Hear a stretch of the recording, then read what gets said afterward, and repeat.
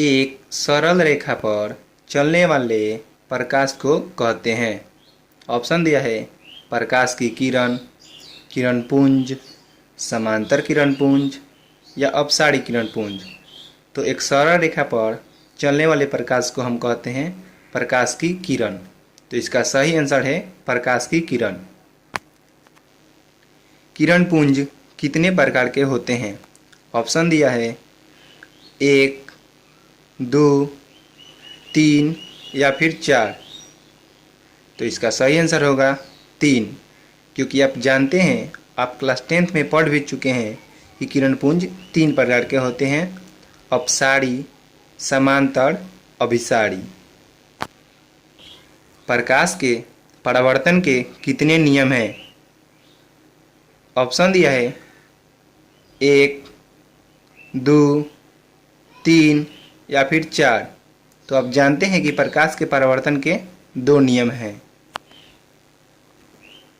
किसी सतह पर डाले गए लंब को क्या कहते हैं? किसी सतह पर डाले गए लंब को हम क्या कहेंगे? ऑप्शन दिया है अभिलंब, आपतन कोण, परावर्तन कोण या इनमें से कोई नहीं। तो किसी सतह पर डाले गए लंब को हम अभिलंब कहते हैं। तो इसका सही आंसर होगा अभिलंब। ऐसे किरण पुंज जिसमें प्रकाश की किरण एक दूसरे के समांतर होती है उसे क्या कहते हैं? ऑप्शन दिया है अभिसारी, समांतर, अपसारी या इनमें से कोई नहीं। तो इसका सही आंसर होगा समांतर।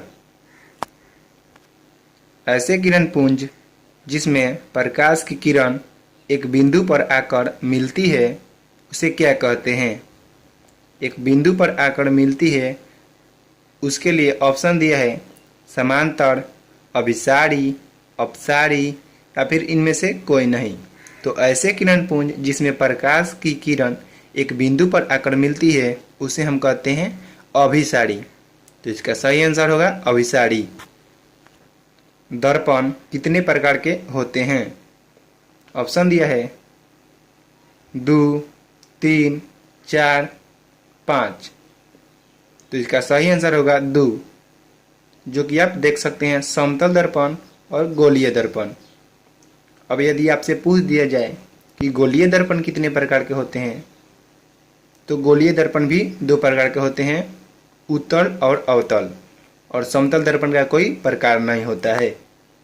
यही सभी प्रश्न हैं जो आपके एग्जाम में 10 से ज़्यादा बार पूछे जा चुके हैं। अभी हम बताएं गोलीय दर्पण के अंतर्गत कौन कौन से दर्पण आते हैं। ऑप्शन दिया है समतल उत्तल, समतल अवतल, समतल गोलीय या फिर अवतल उत्तल। तो आप जानते हैं कि गोलीय दर्पण के अंतर्गत अवतल दर्पण और उत्तल दर्पण आता है। तो इसका 4 नंबर ऑप्शन सही है। भौतिकी के पिता कौन है? आप जो अभी ऑब्जेक्टिव याद कर रहे हैं वो भौतिकी के ही ऑब्जेक्टिव हैं। और भौतिकी को आप जानते हैं कि अंग्रेजी में फिजिक्स कहते हैं। तो फिजिक्स के पिता या भौतिकी के पिता कौन है? पिता से यह तात्पर्य है कि वे उस क्षेत्र में सबसे अधिक योगदान दिए हैं। तो चलिए हम प्रश्न की ओर चलते हैं। भौतिकी के पिता कौन है? तो इसका सही आंसर होगा न्यूटन। न्यूटन। इनमें से कौन सा दर्पण अपने पर पड़ने वाले प्रकाश के अधिक भाग को परावर्तित कर देगा? मतलब दिए गए ऑप्शन में से कौन सा दर्पण ऐसा है जो अपने पर पड़ने वाले प्रकाश के अधिक भाग को परावर्तित कर देगा?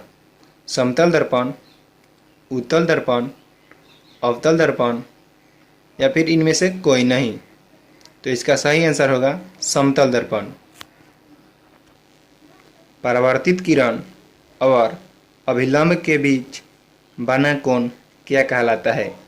आपतन कोण, परावर्तन कोण, न्यून कोण या फिर अधिक कोण? क्योंकि आप यहाँ चित्र में देख रहे हैं कि यह अभिलंब है यह परावर्तित किरण है और यह आपतित किरण है। तो परावर्तित किरण और अभिलंब के बीच यहाँ पर कोण बना है, परावर्तन कोण। प्रतिबिंब कितने प्रकार के होते हैं? ऑप्शन दिया है 1, 2, 3 या फिर 4। तो इसका सही आंसर है 2, क्योंकि आप जानते हैं प्रतिबिंब 2 प्रकार के होते हैं, वास्तविक और आभासी। वास्तविक प्रतिबिंब और आभासी प्रतिबिंब।